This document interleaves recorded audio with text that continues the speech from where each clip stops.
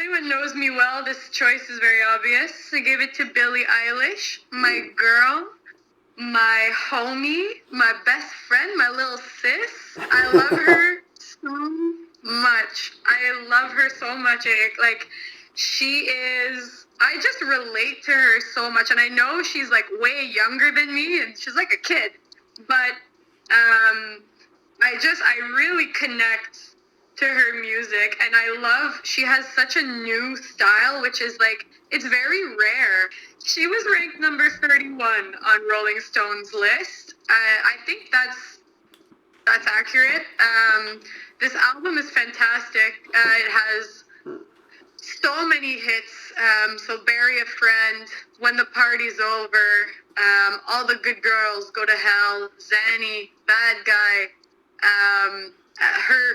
Her music videos and her artistry is like crazy too. Like it really like captures your attention. You can't look away. Like it's cool. I'm scared for her because she won album of the year. She won a lot of Grammys, and that's a lot of pressure to put on someone who's 18, barely 18. And I hope that she's gonna thrive. Like, I really hope that she continues to just deliver on this. But as for her debut album, like, it's fantastic. It's one of my top picks. I'm a big fan. Love you, Bills.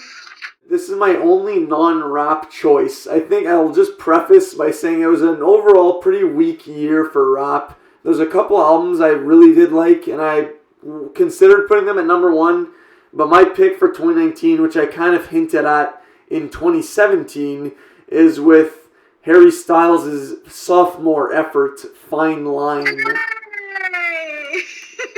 Yo, this album is unbelievable. I was extremely excited for this album to begin with because I really liked his debut in 2017, and I had heard that his second album would be very experimental and that he'd be addressing different topics like the breakups he'd gone through, just dealing with struggling to find himself, experimenting with different like musical styles and stuff. It'd just be a different album.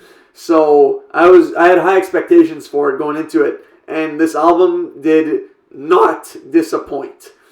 It's the perfect mix. It was like a super late release in the year too, wasn't it? Like a December album. It's a December baby, and it's just the perfect mix of happy and sad songs throughout the concise 12 tracks. So listening to these songs, a lot of them sounded familiar to me, and whenever I've played this album around people say like, "Oh, is that song by whoever?" Like, they'll name an artist, and I'll just say, "No, it's Harry Styles." A lot of them have a familiar, almost classic tune, like you've heard them somewhere else, but they're all original musical composition. No samples on this album at all. And I'm not even kidding. Some of the songs on this album remind me of the Beatles, especially the song "She." So I think the song Golden, to me, an album opener is huge. If you're not opening your album with an amazing intro song, you're doing it all wrong, because that's your hook into an album. And Golden is the intro to this album, and it's a hell of an opener. It's like one of my favorite songs on the album. And then it segues into the somewhat divisive Watermelon Sugar, which I find is a great song. And all the other songs after that, like, I'm not going to list every song, but some of them I love are Cherry, To Be So Lonely, She, and Fine Line. Like, those are some of my favorite songs on the album.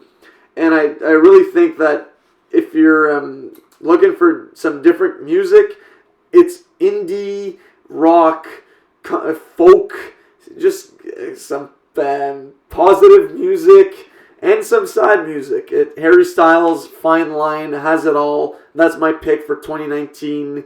And it's a no-brainer, really. Like I mentioned that there are other rap albums I might have considered, but this is my favorite one, and this is the one I'm listening to the most since it's been out.